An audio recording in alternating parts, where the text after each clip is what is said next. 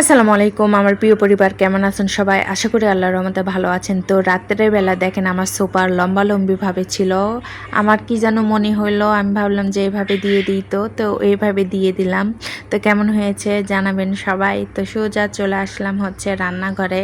এইদিকে হচ্ছে ফ্রিজ থেকে মাছটা ভিজিয়ে রাখলাম, আর রাতের বেলা আমি কিছু সবজি কেটে রেখেছি।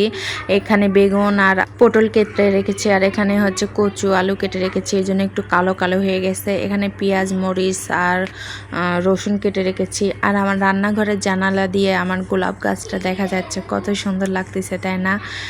তো গাছে ফুল ফুটলে কিন্তু খুব সৌন্দর্য দেখা যায়, ভালো লাগে, মনটা ফ্রেশ। তো এইদিকে চলে আসলাম হচ্ছে, এখানে আমি কিছু বেরেস্তা ভেজে নিচ্ছি, রসুন আর পেঁয়াজ এগুলো ভেজে উঠে রাখবো। এগুলো তরকারি হওয়ার আগ মুহূর্তে আমি দিব কিছু জিরা দিয়ে বেটে আর কি।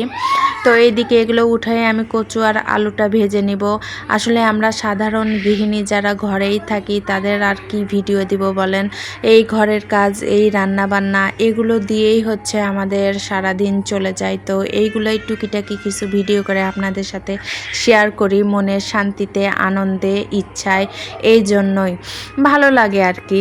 তো যাই হোক, এইদিকে হচ্ছে মশলা দিয়ে কচুটা কষিয়ে নিচ্ছি, আর ওইদিকে হচ্ছে আমি মাছ ভাজাটা বসিয়ে দিব।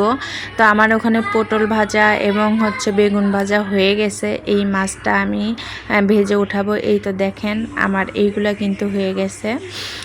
আর ওইদিকে হচ্ছে আমার মাছ ভাজা হচ্ছে, আর এই দিকে আমি মাছের জন্য মশলাটা রেডি করে নিচ্ছি। এখানে হচ্ছে আমি পেঁয়াজ দিয়ে তার মধ্যে হচ্ছে লবণ, হলুদ, মরিচ, ধনিয়া সব কিছু গুঁড়ো দিয়ে আর একটু হালকা গরম মশলার গুঁড়ো দিয়েছিলাম। এগুলো দিয়ে মশলাটা আমি ভালোভাবে কষিয়ে নিয়ে তারপর হচ্ছে আলুটা দিব, যেন আলুটা হচ্ছে ভালোভাবে সিদ্ধ হয়ে যায়।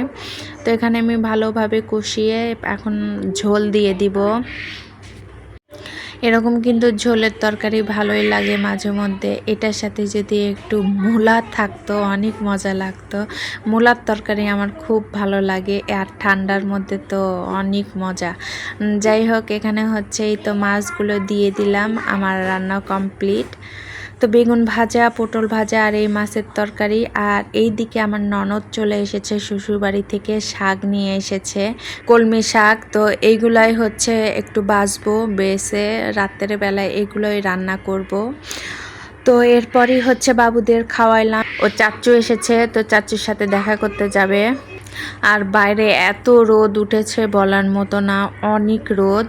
তো এইদিকে হচ্ছে ওরা ওর দাদা ভাইয়ের ঘরে যেয়ে খেলা করবে, আর আমি বাদ বাকি যেগুলো কাজ আছে সেগুলো কমপ্লিট করব।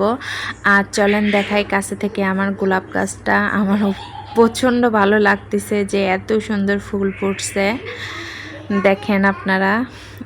তো সবাই আমাদের জন্য দোয়া করবেন, পাশে থাকবেন, ভালোবাসা দিবেন। আজকে ভিডিও এই পর্যন্তই। আল্লাহ হাফেজ, আসসালামু আলাইকুম।